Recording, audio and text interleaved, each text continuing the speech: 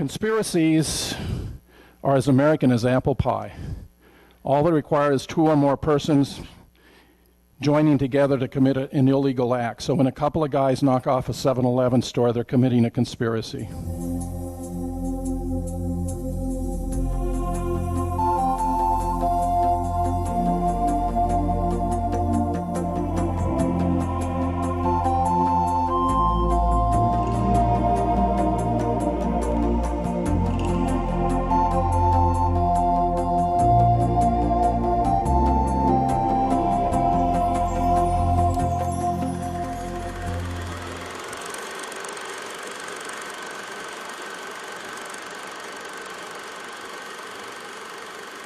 The key issue in the case of JFK is the fact that the government, even the day of the assassination in Dealey Plaza, the Secret Service and the FBI both advanced the hypothesis from which they have never wavered, that there were 3 shots fired. One hit Jack in the back, one hit Big John Connolly in the back, and the third hit Jack in the head and killed him. That was the Secret Service position on 22 November 1963. That was the FBI position on 22 November 1963, and they've never revised it. On the other hand, it turned out that a distant bystander by the name of James Tague had indeed been hit by the fragments from a bullet. And therefore, that could not be one of those that hit Jack or Big John, and therefore they had to account for all the wounds in JFK and John Connolly on the basis of only 2 shots. This led to rather creative thinking about how this could be done, and the proposal, the invention of what is known as the magic bullet theory.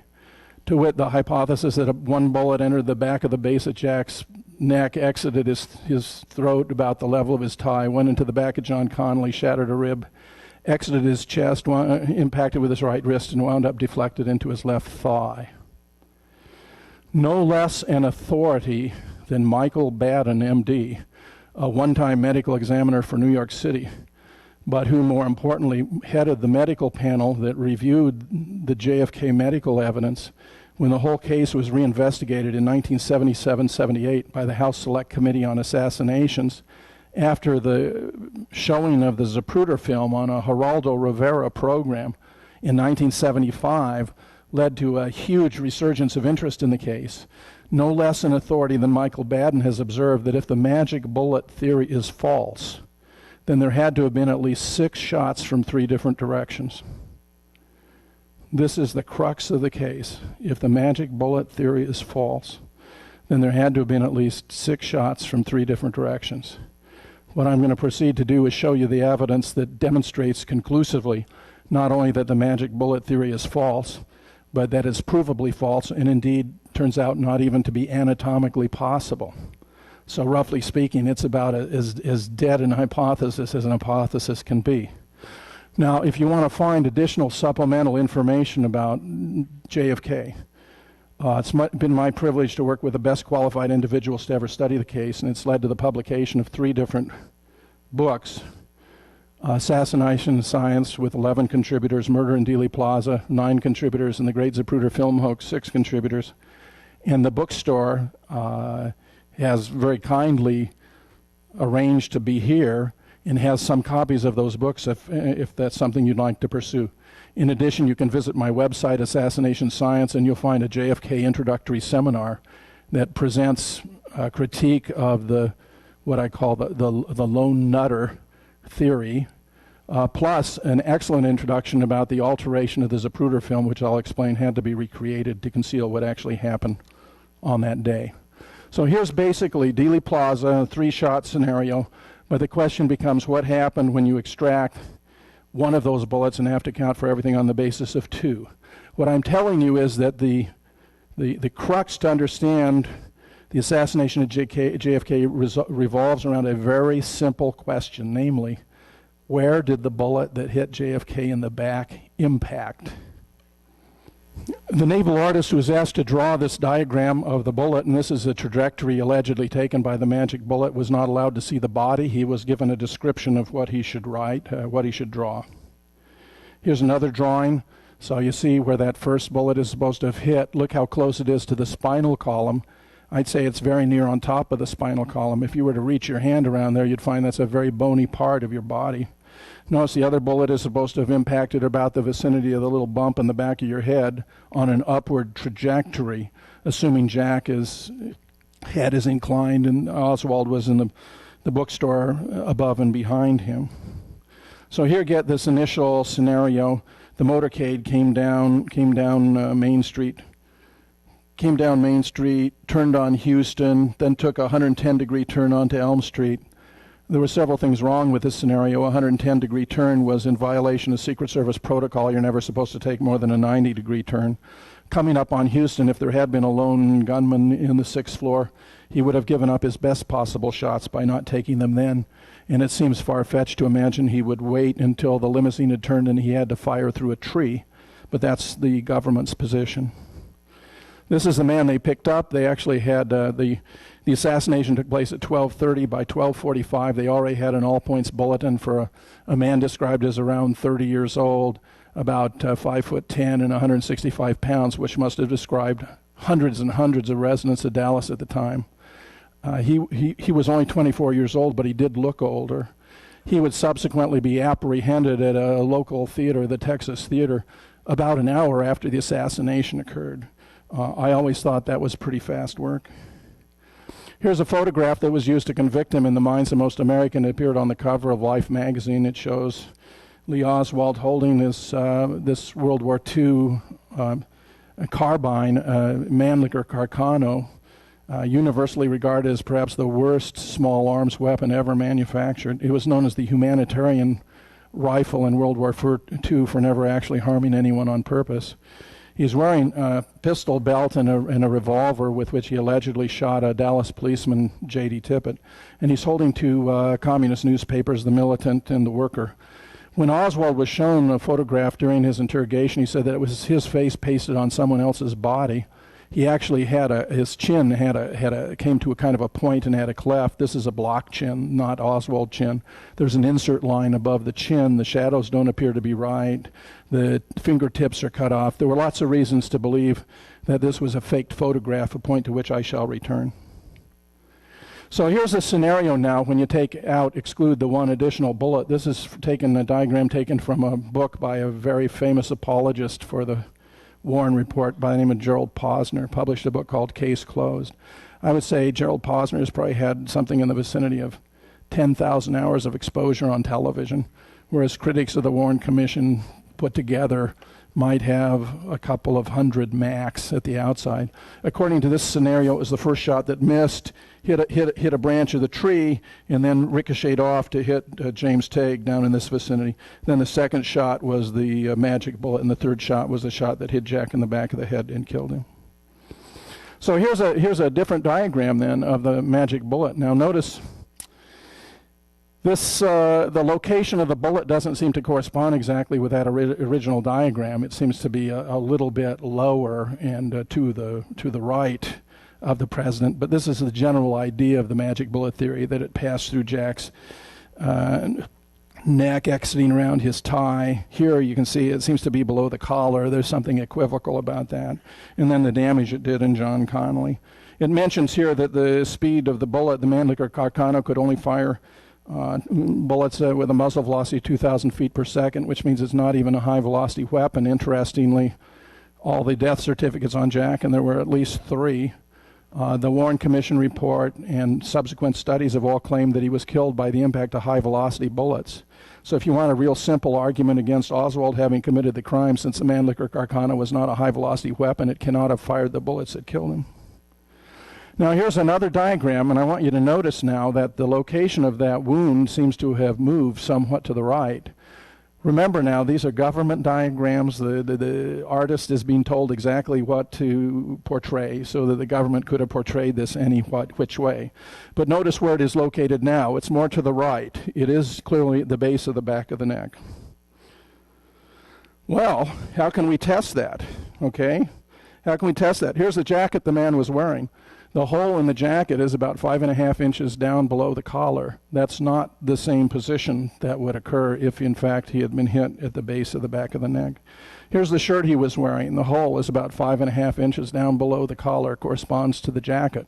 The shirt and the jacket, interestingly, were left at were left at Parkland Hospital in Dallas and were not taken to Bethesda Naval Hospital, which is a violation of basic autopsy protocol, so that the physicians who were conducting the autopsy on Jack Kennedy, 2 naval officers who'd never performed an autopsy on a gunshot victim before, did not have available to them the shirt and the jacket. Here's a diagram showing the location of a shot here in the back, approximately 5.5 inches below the collar. Now, you could argue that maybe the shirt and the jacket might have holes, but why would they then correspond to the body? This is one of the autopsy physicians, J. Thornton Boswell's diagram, and interestingly, it has been verified by Admiral George Berkeley, who was the president's personal physician. So we have reason to take this to be an accurate depiction of the wound to the back, about 5.5 inches below the collar. This is an FBI agent who was present. He and his partner were there during the autopsy, and notice how he draws the location of the wound to the back considerably lower than the location of the wound to the throat, suggesting that it's highly improbable that a bullet that entered there could possibly have exited at the throat. In fact, they wrote a report.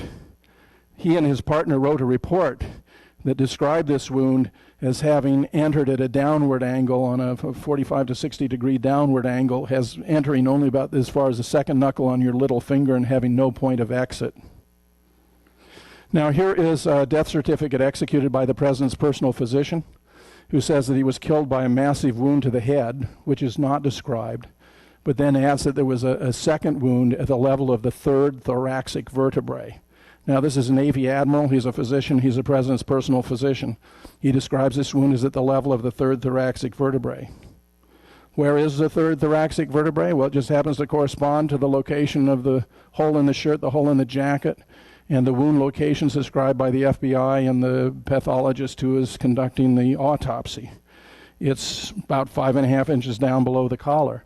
Some apologists have tried to explain that the jacket or the shirt were bunched up. Jack Kennedy, of course, wore custom-tailored clothing, and it's very unlikely they were bunched up. I have had great difficulty seeing any films where Jack was bunched up that didn't look as though they might have been doctored. But the point is, while the bunching up might account for a different location in the shirt and the jacket, it could not account for a different location in the body. It turns out that even the Warren Commission staff believed that Jack had been hit about 5.5 inches down below the collar. Here you have a stand-in for him in one of the reenactment photographs, and you see the large patch on the back, and then the much smaller patch where he was supposed to have been hit in the head. This is one of my favorite photographs from the entire assassination literature. This is the young junior counsel Arlen Specter holding a pointer to demonstrate that the path that the magic bullet would have to have taken if the magic bullet hypothesis were true. If you look down below his hand about 4 or 5 inches, you'll see the patch on the back of the stand-in for Jack Kennedy, which means that a photograph that's intended to illustrate the magic bullet theory actually refutes it. We have discovered how the change was made, not by altering the body, but by altering the description of the wound. In the aftermath of the release of Oliver Stone's film JFK, another tremendous surge of interest led to the passage of a JFK Records Act. George Herbert Walker Bush, the former director of the CIA, was president at the time. He adamantly opposed this legislation. When it passed over his opposition, he refused to appoint the 5-member civilians to the board, which had to await the Clinton administration. It took a delay of about 18 months, which in essence telegraphed to the agencies that they could clean up their records because the AARB was coming. When they did get in place, however, they were entitled to release documents and records from the CIA, the FBI, the Secret Service, the ONI, all of the above, and the only entity that could override their decisions was the President of the United States. They succeeded in releasing some 60,000 documents and records, and among their very first releases was documentation that Gerald Ford, who was then a representative from Michigan, who was a member of the Warren Commission, had the description of the wound to Jack's back changed from his uppermost back, which was already an exaggeration, to the base of the back of his neck. That we know was done by Gerald Ford. He has acknowledged doing it, and just before the publication of Assassination Science, the New York Times ran a story about it, which was in time for me to include it in the book. Among those with whom I have had the privilege of working is a fellow who has not only a PhD in physics from Wisconsin, but an MD from Michigan. He's board certified in radiation oncology, which of course is a treatment of cancer using X-ray therapy. His name is David W. Mantic. David took a patient with a similar chest and neck dimensions to JFK and plotted the trajectory that the magic bullet would have to have taken if that hypothesis were true.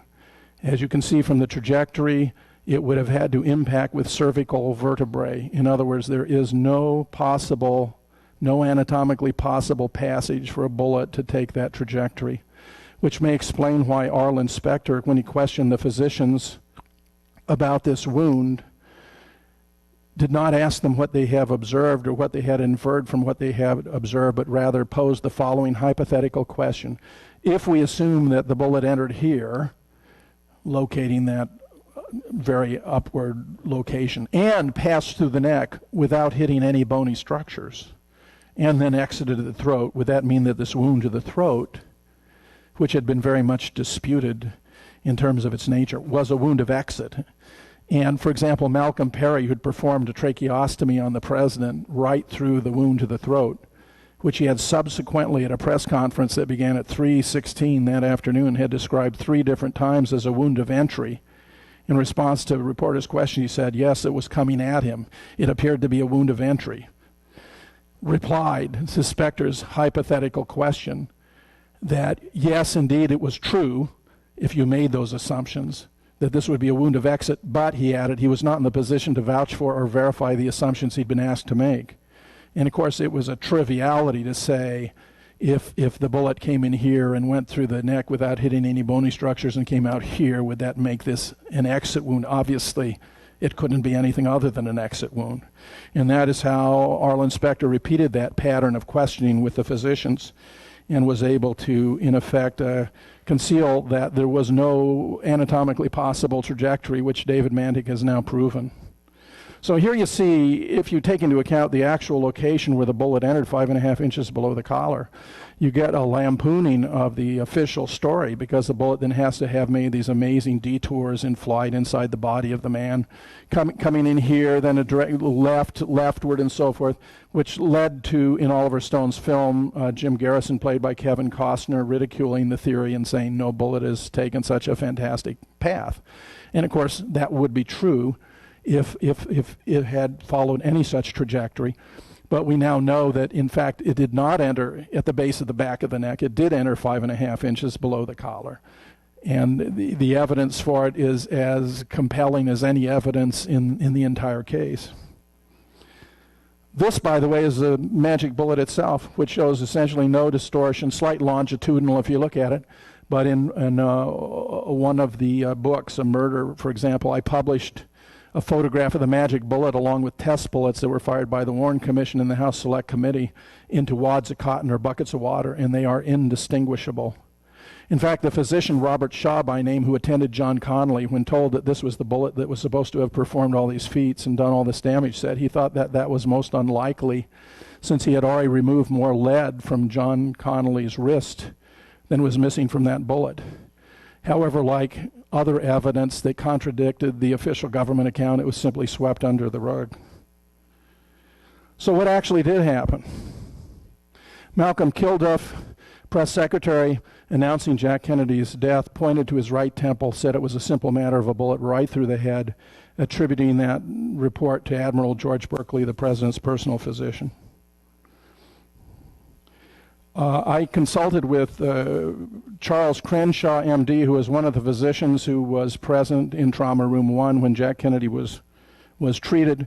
He was the last physician to attend him. He actually closed Jack Kennedy's eyes before he was wrapped and put into the coffin. And I asked Charles if he could draw me a diagram of what the wounds looked like that he observed. Much to my astonishment, the government never did that. Here's a very simple task you could ask any of these physicians to perform. And what he reported was, in the case of the throat wound, it was a small, clean, simple, clearly wound of entry. By the way, now, these physicians in Dallas at Parkland Hospital were extremely experienced. Dallas at the time had the highest homicide rate in the country. And it was very easy for them to discern these wounds. And as I said, Malcolm Perry performed the tracheostomy. And so this is before and after the tracheostomy, which was a simple straight line incision, and who had reported 3 different times during that press conference that it had been a wound of entry. They concurred that this had been a wound of entry to the throat. And notice, by the way, once the magic bullet theory has been discounted, you have to explain the wound to the throat and the wounds to Connolly on the basis of other shots and other shooters. So the situation is very much as Michael Batten described. If the magic bullet theory is not true, then you got to account for, say, the shot to the throat, perhaps 2 shots to John Connolly, one in his chest, the other to the wrist, say, in the thigh. You've already got a shot to Jack Kennedy's head. You've already got the shot that missed, so they're adding up. There are 6 shots right there already. And that's not to account for any of the shots that missed, of which there were at least 3. So here's the other diagram he drew for me. This is the back of Jack Kennedy's head. He said this is quite a substantial cavity, a huge defect. It was about the size of a baseball, or the size of your fist when you double it up. You put your fist back there, double it up, you can see that's a pretty enormous hole in the back of the head. Here's another drawing by another physician of the appearance of back of Jack Kennedy's head. This looks pretty much the way most of us believe this probably looked at the time. It was a huge defect. Notice the tremendous consistency. This includes witnesses at Parkland, witnesses at the hospital, others. This is Crenshaw right here, by the way. Beverly Oliver was on the opposite side, opposite grassy knoll, with a camera taking a film that the FBI later asked for and promised but never returned. It probably would have been the most revealing footage in terms of shooters on the vicinity of the grassy knoll. But just look at the tremendous uniformity here in witness reports about the wound to the back of the head. So how did they conceal that? I mean, you have these sophisticated doctors, and they're looking at this medical record, and they are not seeing that massive blowout to the back of the head. Well, here's David Maddock, MD, PhD, expert in radiation oncology. He makes decisions affecting life and death on the interpretation of X-rays for his patients all the time. He told me before he went into Bethesda Naval Hospital to the National Archives in Maryland to look at the original autopsy X-rays. This was already back in 1992, that he thought he was going to find evidence of an additional shot to the head, a second shot to the head. But he said he also thought he would find evidence that the autopsy X-rays had been altered. And I said, David, either way, we have what we're looking for. So he went in. Here's a pre-mortem, or while alive, X-ray. This is to give you a form of orientation. An X-ray of Jack Kennedy's head while he was still alive. And of course, I use an inverted Cecil Stoughton, this very famous photographer who was Jack's photographer, photograph to give you a sense of how it's oriented. Notice the relative lack of contrast between black and white. David said that's very typical. What struck him about the autopsy X-rays, the post-mortem, after death, was a tremendous contrast between dark and light. He said it was way, hundreds of times out of the ordinary, that it was aberrant, which is why he thought he was going to find evidence that it had been altered. Now, because he had this background in physics, he was able to apply a simple technique from physics known as optical densitometry that measures the amount of light that passes through an object that's been exposed to X-rays, that enables you to calculate the relative density of the object whose exposure to X-ray created the image. The more dense the object, the more radiation the object absorbs, and the less radiation impacts on the photographic plate. So in this case, a very light image if the material was very dense.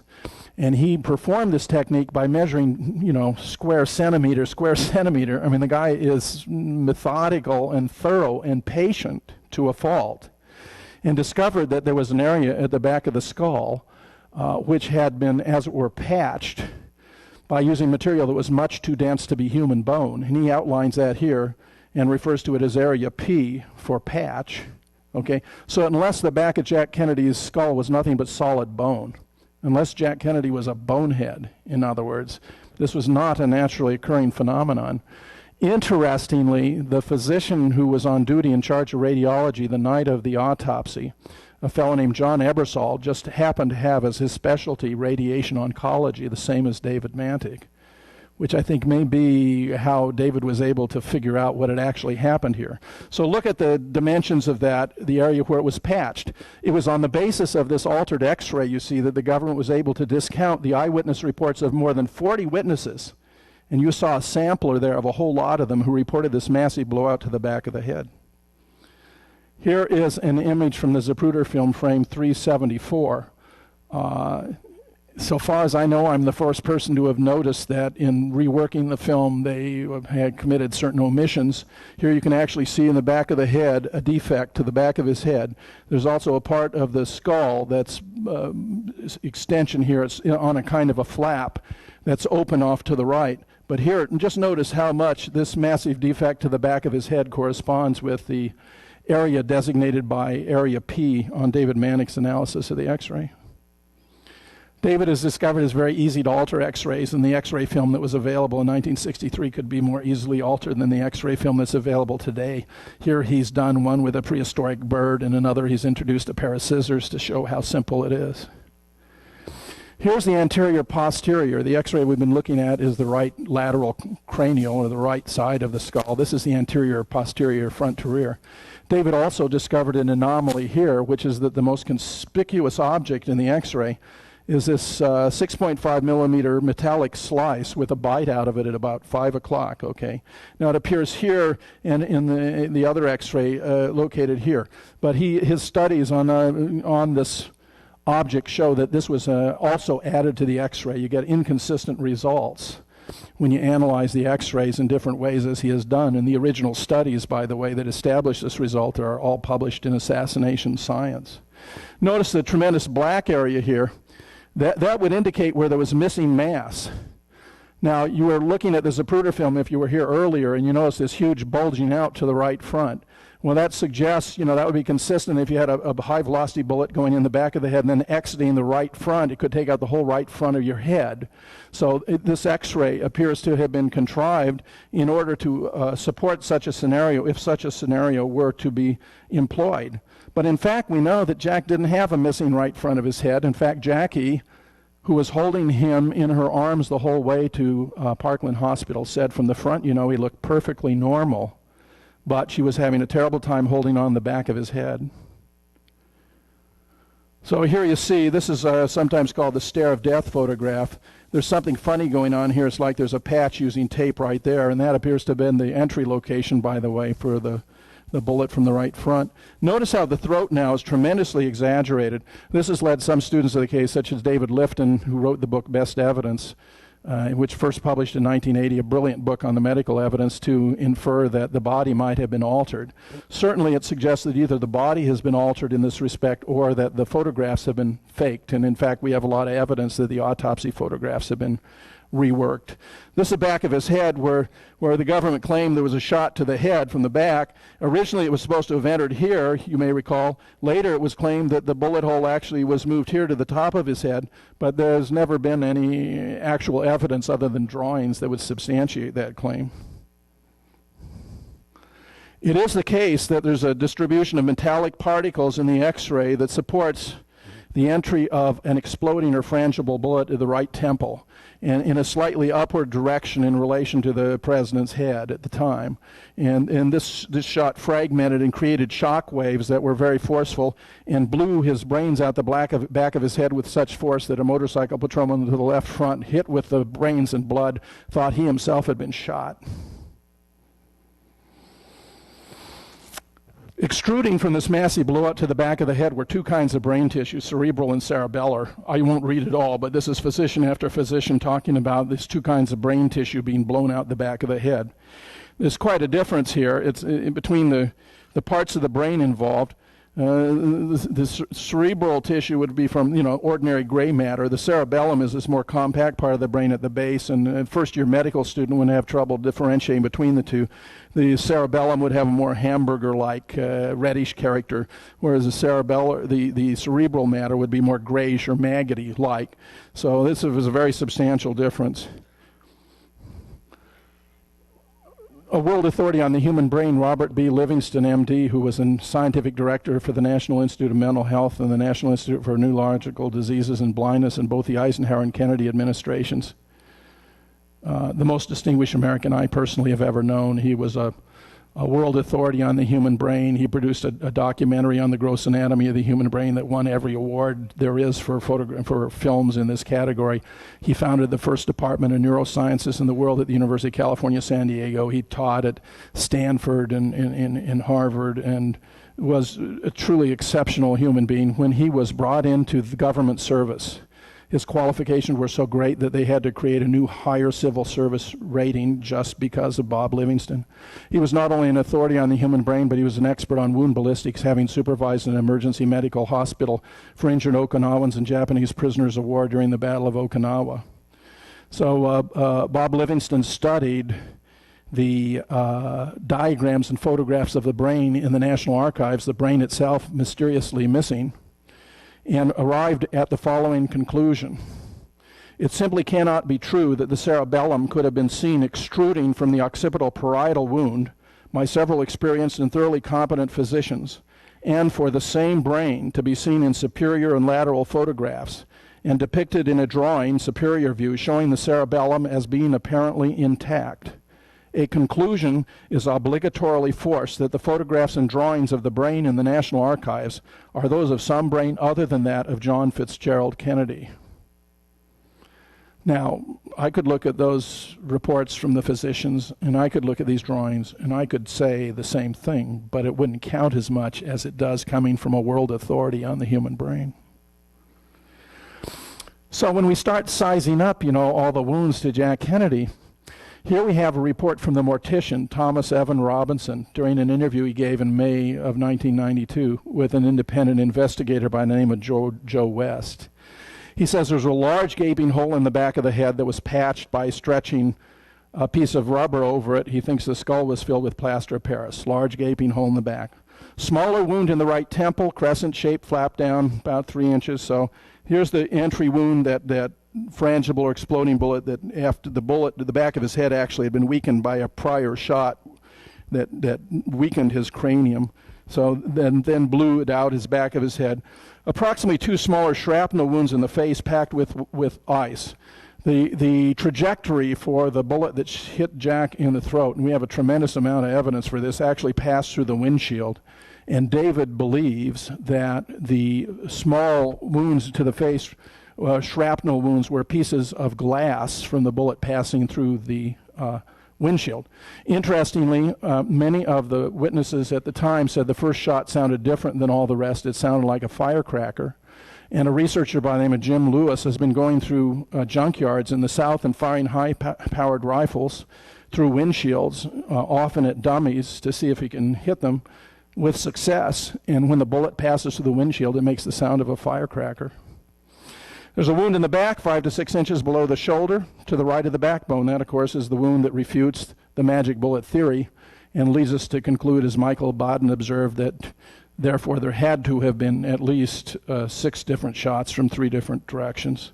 The adrenaline and the brain were removed, the other organs removed and then put back. No swelling or discoloration to the face, which means that he died instantly. But of course, Jack was a Roman Catholic, so they delayed pronouncing him dead until it was possible for a priest to pronounce last rites. But in fact, he was killed instantly in Dealey Plaza. Now here's a photograph, very famous, by an Associated Press photographer by the name of Alchins, that has very interesting features. Number one, if you look carefully, you can see where the president's left ear would be visible if it were visible. You can see a small white spiral nebulae that has a dark hole in the center, which is indicative of a through-and-through hole in the windshield. Multiple witnesses at Parkland Hospital, for example, observed this, including police officers, one of whom stuck a pencil through it. Others observed it back in Washington. However, the vehicle, the presidential limousine, would be taken back to Ford Motor Company on Monday, the day of this formal state funeral, and completely rebuilt from the ground up, including replacing the windshield. And one of us, who's an expert on this, an attorney by the name of Doug Weldon from Kalamazoo, Michigan, tracked down the Ford official who had been responsible for replacing the windshield, who confirmed that indeed it did have a through-and-through hole in the windshield.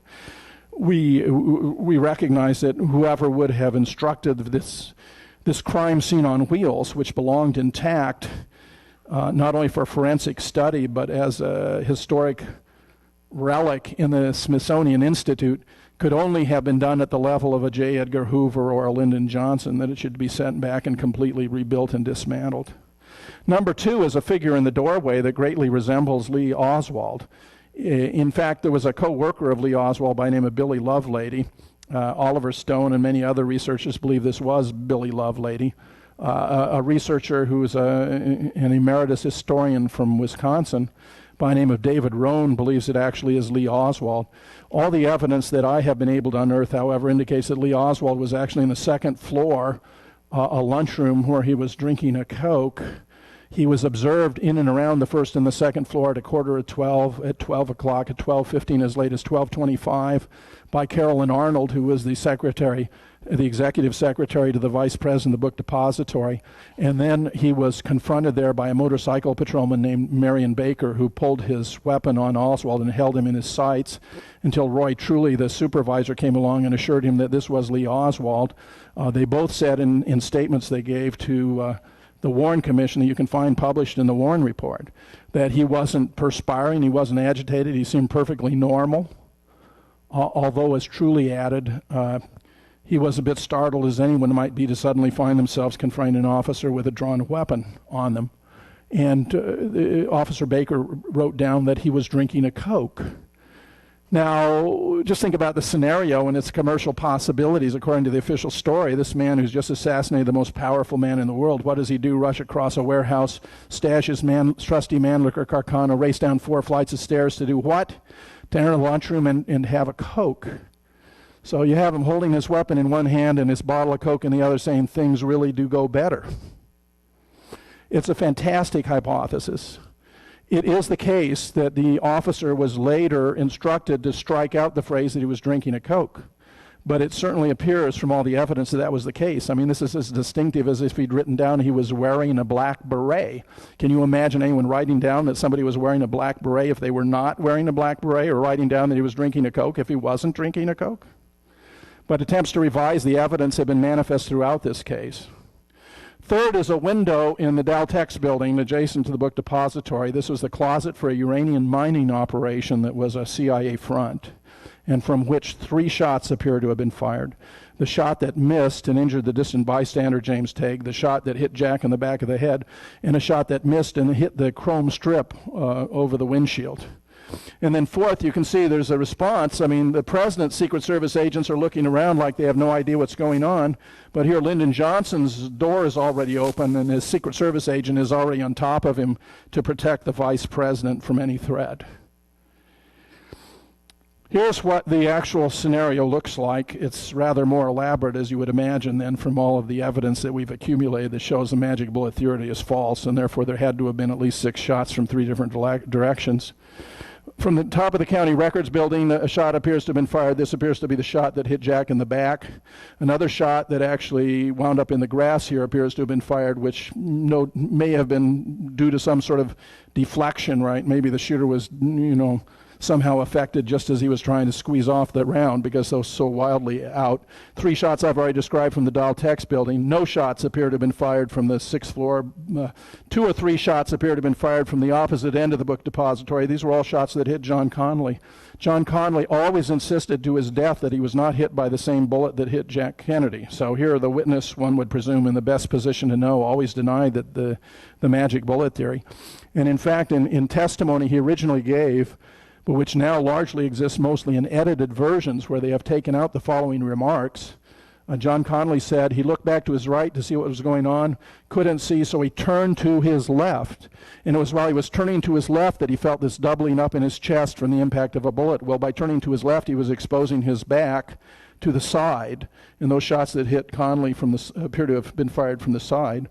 The shot that went through the windshield that hit Jack appears to have been fired here on the north and south side of the triple underpass, because there are 3 roadways that converge here in this overpass. are above-ground sewer openings where a man could have excellent cover for a field of fire if he had some camouflage. And Doug Weldon has actually got in there and mapped out the trajectory. It's a perfect trajectory, and that appears to be where that shot was fired. A shot was fired from the grassy knoll, but oddly enough, it appears to have missed. And then on the opposite side of the triple underpass, there's a parallel. It was a symmetrical design, a parallel above-ground sewer opening, which appears to be the location from which the shot that entered Jack in the right temple, the frangible bullet that blew out his brains, was fired. If you notice, the limousine here is considerably further down the roadway in relation to, say, the steps. The vehicle was actually in the vicinity of the concrete steps when the final shot was fired. Although in the Zapruder film, you'll see that it's a very different impression of what's taking place. So if you add up this evidence, it really can have considerable impact on alternative hypotheses or theories about what took place. Consider the following. While the Mafia no doubt put up some of the shooters, they could not have extended their reach into Bethesda Naval Hospital to alter X-rays under control of the agents of the Secret Service, nor could the KGB, although it had the same ability to alter a film as the CIA and Hollywood, been able to get its hands on a Zapruder film. Nor, of course, could any of these things have been done by Lee Oswald, who was either incarcerated or already dead. When you add all these considerations together, and realize that there are more than 15 indications of Secret Service complicity in setting the man up from the hit, including that the manhole covers were not welded down, the crowd was allowed to spill out into the street, the open windows were not covered, it was an improper route, the motorcycle patrolmen were ordered to stay behind the rear wheels of the limousine, which they said was the most damnedest formation they'd ever been instructed. Most tellingly, in my opinion, the vehicles were all in the wrong order. The presidential limousine should have been in the middle.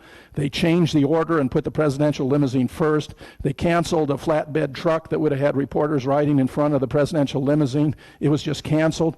The military officer, his chief aide, who would normally have ridden in the front seat of the limousine between the driver and the agent in charge, was moved to the last limousine. The president's personal physician was put in the last limousine. If that military aide had been in place, it would have been impossible for that shot to have gone through the windshield and hit Jack Kennedy, because there would have been an intervening body. The driver, you may not believe this, pulled the limousine to a left and brought it to a halt in Dealey Plaza after bullets began to be fired, and only accelerated and drove off after Jack had been twice in the head. He was hit once in the back of the head. He fell forward. Jackie eased him back up. She was looking him right in the face when he was hit by that frangible or exploding bullet. And David surmises he actually fell forward and believes that the back and to the left motion that is found in the current film was actually an artifact of the way it was edited, that someone didn't get the word. And we do know that when the film was printed in one of the so-called supporting volumes for the Warren Commission, 2 of the frames were printed in the wrong order, which greatly mitigate the force of the back and to the left. And it's very reasonable to infer that in the process of editing to the film, anyone who has military experience knows the meaning of this phrase: somebody didn't get the word. And those 2 frames wound up being printed in an order that accentuated this back and to the left motion, which may actually have, in fact, not taken place. So when Dan Rather reported that he'd seen the film on Saturday and the president fell forward and didn't report this back and to the left, we surmise that, in fact, he may be giving an accurate report of what he actually saw then, because this was before the film had undergone more extensive alteration. Some claim that it's proof. Jack Valenti, who used to be an aide to LBJ, insisted it was proof that there had been no conspiracy, no one talked. Well, if you look at a book by Noel Twyman entitled Bloody Treason, quite a brilliant book, it's nearly 900 pages long, talking about the individuals and groups who appear to have been involved. You'll find on a single page he identifies 8 different individuals, including Carlos Marcello, Santo Trafficante, who were mafiosi, who were biggest, among the biggest mob leaders in the country, who were talking that Jack was going to get hit before the assassination took place. Joseph Miltier, a right-winger down in Miami, explained to an undercover agent, he didn't realize he was an informant for the FBI, that Jack was going to be hit by being assassinated with a rifle from a building, and they were going to pick up somebody to throw him off. Many others, including Lyndon Johnson mentioned here. Lyndon Johnson began an affair with a woman named Madeline Duncan Brown in 1948. She bore him a son in 1950. This is not Lyndon's only child out of wedlock, but it was his only male offspring. And Madeline and I had over 100 conversations. I interviewed her at a national convention for the record on tape, and she is the real deal in my estimation. What she has to say fits with all the other evidence we know. And what is most important in capsule summary that she has to tell us is that she had a rendezvous with Lyndon on the New Year's Eve after the assassination at the Driscoll Hotel in Austin, Texas. And she confronted him with rumors rampant in Dallas at the time that he'd been personally involved. He blew up at her and told her that the oil boys and the CIA decided that Jack had to be taken out. Her testimony has been confirmed by Billy Saul Estes, the Texas wheeler dealer, who is involved in a lot of action with Lyndon and Connolly and their cronies, and brought in a huge amount of money, lots of scams and scandals, who's now published a book called The Texas Legend, where he confirms that Lyndon had sent his chief administrative assistant, Cliff Carter, down to Dallas to make sure all the arrangements were in place, and how one of the key persons involved in the assassination was a fellow named Malcolm Mack Wallace, who actually had killed numerous other persons for Lyndon. I think in Barr McClellan's book, Blood, Money, and Power, where he's confirming knowledge of Lyndon's involvement with his law company, his law firm, in planning the assassination. He enumerates about 10 different deaths, including one of Lyndon's own sisters, that Mac Wallace performed on behalf of LBJ. There are others here I could talk about, and some of whom I knew personally, including a fellow who was an extraordinary character, who was a counterfeiter and a painter and an artist, and at one time had been Meyer Lansky's accountant. And if any of you know the history of organized crime, there's no more sensitive position in the history of the organization than to be Meyer Lansky's accountant, who was at the time working as a contract agent for the CIA in Los Angeles at the Los Angeles Stamp and Stationery Store, where he was directed by his handler, Philip Twombly, by name, to prepare 15 sets of forged Secret Service credentials for use in and around Dealey Plaza. And he prepared them, and he took them down there, and the red pickup truck wasn't there where he was supposed to leave them, so he wandered around Dealey Plaza. He told me he saw more bad guys, more assassins and murderers than you'd find at a Soldiers of Fortune convention. And apparently all these people had been dumped into Dealey Plaza to create distractions and false leads if an investigation took place. Finally, I return to this photograph. Jack White, who's a celebrated photo analyst and who's been a leader in several different areas, but especially in detecting anomalies in JFK-related photographs, noticed that those newspapers have known dimensions, and therefore you could use them as an internal yardstick to determine the height of the person in the photograph. Lee Oswald was 5'10", but when you use the newspapers to lay off the height of the individual, he turns out only to be 5'5", far too short to have been Lee Oswald. Or alternatively, the newspapers were introduced with too large dimensions. Either way, conclusive proof that the man was right when he said this was a fake photograph, his face pasted on somebody else's body, which leads to raise the question why it would have been necessary to frame a guilty man. And the answer to that question, I presume, at this point in time, is obvious. Thank you.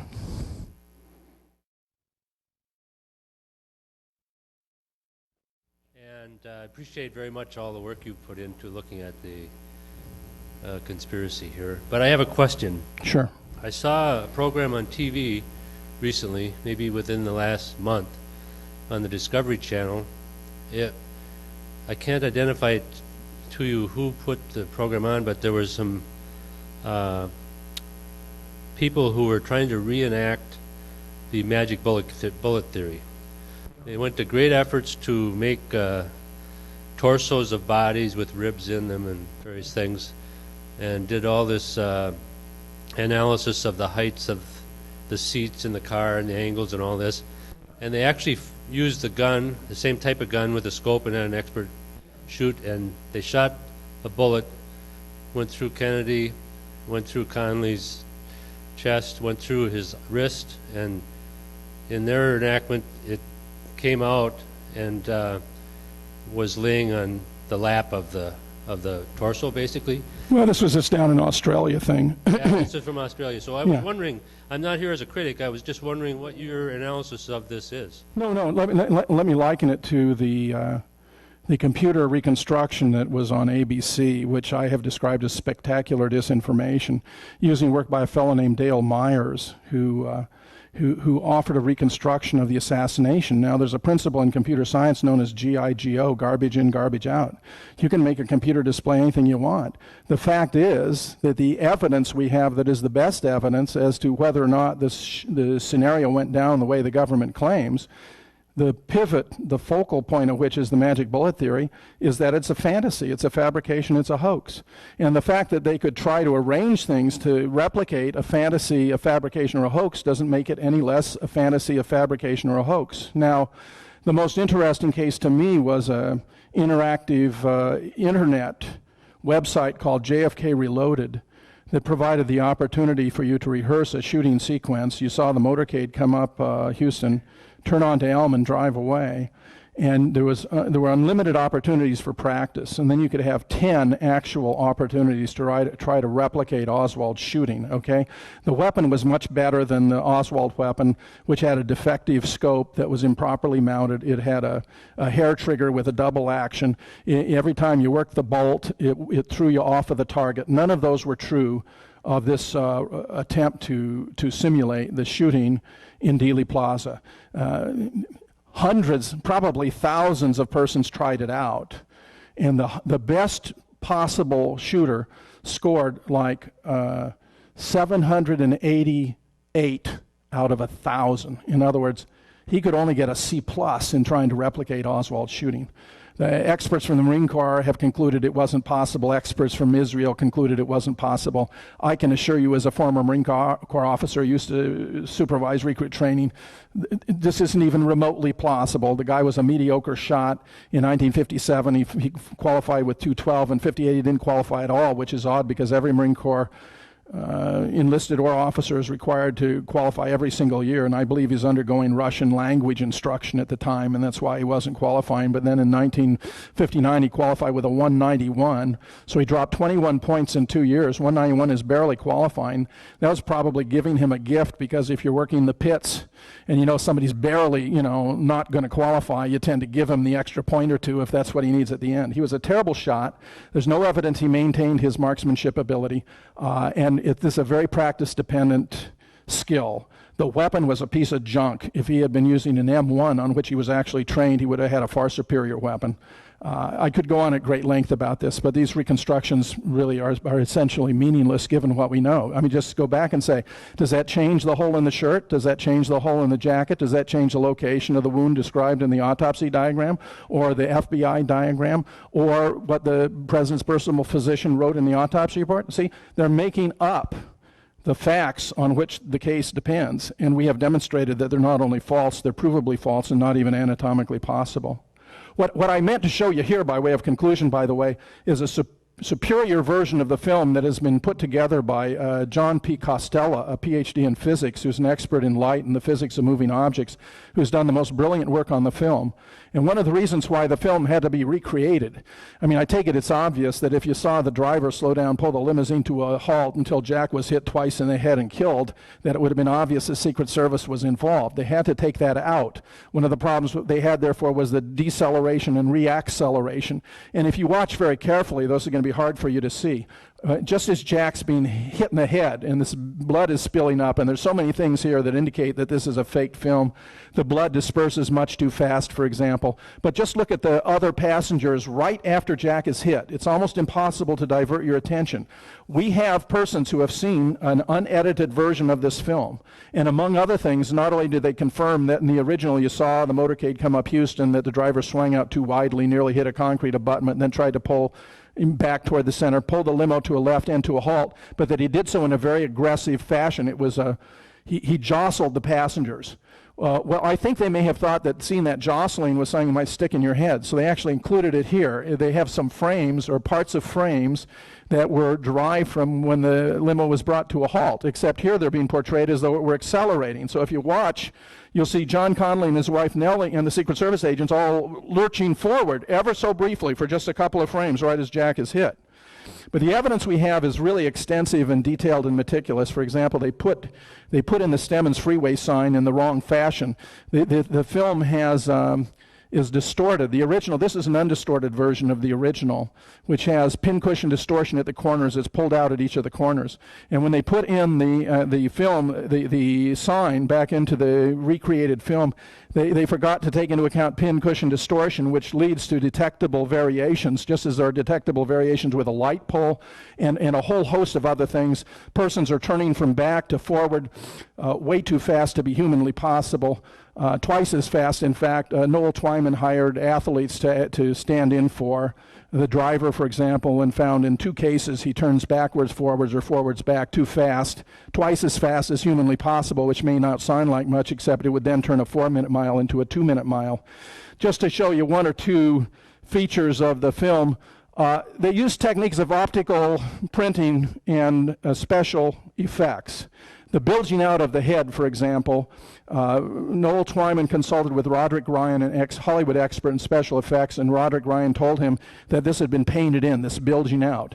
And notice how I observed that the one X-ray was really designed, it would appear to be compatible with that, and yet Jackie said, and you saw a photograph, that there was actually nothing wrong with the front of his head. He didn't have that missing part of the head that would be necessary if that were authentic.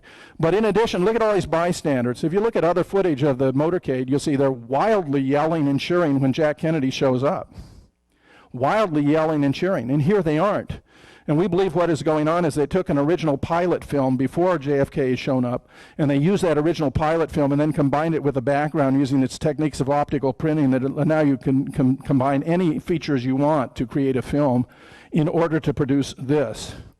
So it's really quite fascinating. And these, by the way, sprocket hole areas are the actual reason why they had to recreate the whole film. It's because those sprocket hole areas reflect images from the prior and the following frames.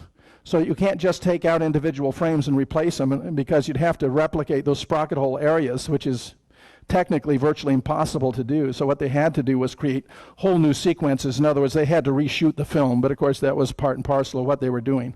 Let me just conclude about the discussion of the film. And one of my books is entitled The Great Zapruder Film Hoax. And if you want to see the studies that provide conclusive evidence of what I'm explaining here, because it became the background of the entire assassination cover-up, they contracted the time frame and altered, events going on, so that if you take for granted that the film is authentic, it'll be logically impossible to reconstruct what actually happened in Dealey Plaza that day. It just can't be done, because you're basing it upon a false premise.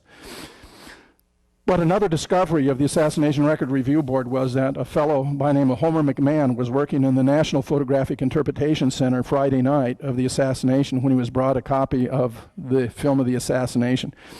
He was asked to prepare a briefing board for unspecified officials who I surmise were probably either J. Edgar or Lyndon Johnson. And he was supposed to prepare a briefing board that showed all the impacts of bullets on occupants in the limousine. So he watched the film at least 10 times. And he concluded that there had been 6 to 8 impacts from at least 3 different directions. Well, 6 to 8 impacts, we got 4 in Jack and as many as 3 in Big John. That's 7, which is a number between 6 and 8. But just to tell you how Homer's evidence counts as a powerful testimony that the film was altered, no one could look at the extant film today and conclude that there had been 6 to 8 impacts from at least 3 different directions. And that was precisely the sort of thing they had to conceal and cover up. And I would like to believe that on the basis of this evidence, you are convinced that the lone assassin hypothesis cannot account for the available evidence, and that the death of JFK has to be attributed to a conspiracy, and indeed one of a fairly large scale. Thank you.